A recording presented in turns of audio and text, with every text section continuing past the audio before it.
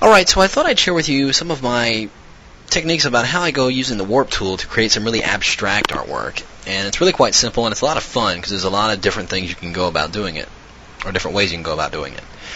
So what I have here is a background layer set with black as a fill. I'm going to create a new layer above that one. I'm going to get my rectangular marquee, and I'm simply going to draw a selection right there in the middle of the document, from top to bottom, and just a little bit too wide, just not too wide.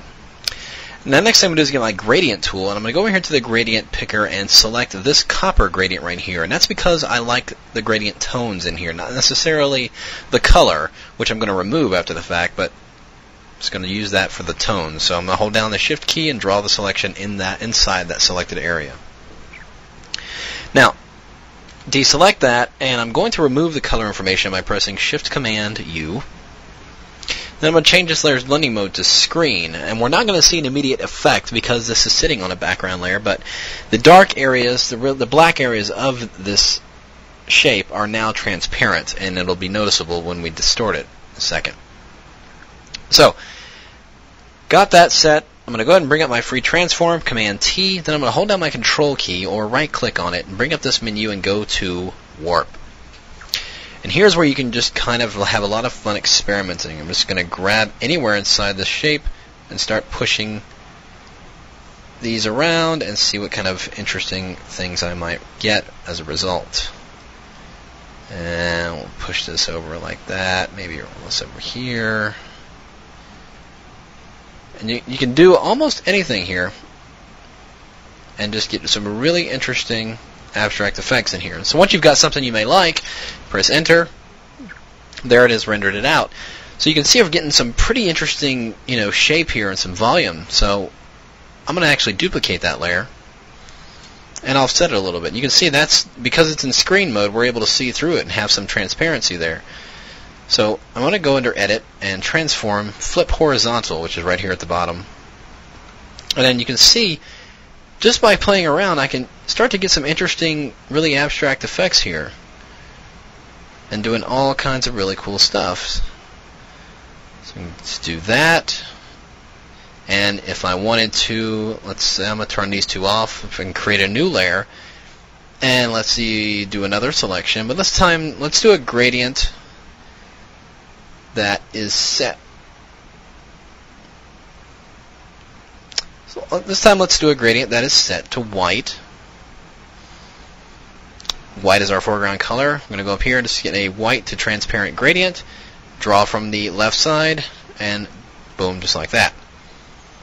Deselect, bring up Control or Command T, bring up the free transform, and then bring up the menu to go warp. And let's just go at it again. Let's see what else kind of really bizarre things we can get out of this one. Really just kind of and there's no rules here. I mean, I'm not really doing this with any predetermination. I'm just kind of going with it and see what kind of things I can get. So there's that.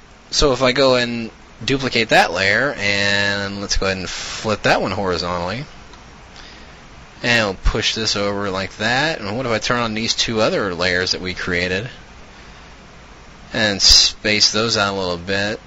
You can see I'm getting all these really cool ideas, and it's kind of a symmetrical design, so it kind of lends itself to some very interesting perspective. And now I can do this and create some really interesting abstract art. I can use elements of this as background pieces for other, designs I might be doing. Let's say I've got, let's go over here, turn that one on. Let's change this background color to kind of a bluish. And there you can see this could be a very interesting background piece.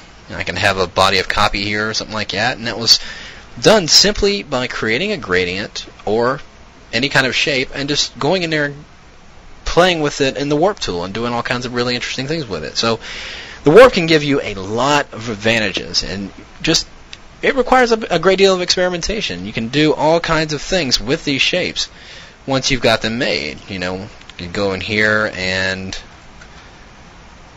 let's actually scale that down and duplicate it.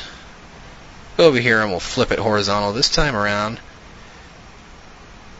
kind of bring them together there. If I hold down the Shift key and select both those layers, scale it in a little bit, you can see I get what could possibly be a good start of an interesting border or scroll technique. So if I merge those two together, pressing Command E, and we'll change that blending mode back again, duplicate that layer, and then flip vertical this time, I can go up there and I can start to see that I can get some really interesting border effects if I just kind of play with this a little bit more and really push it. So there's a good primer for you to get started and really create some really interesting abstract art using the Warp tool. So go at it and have fun.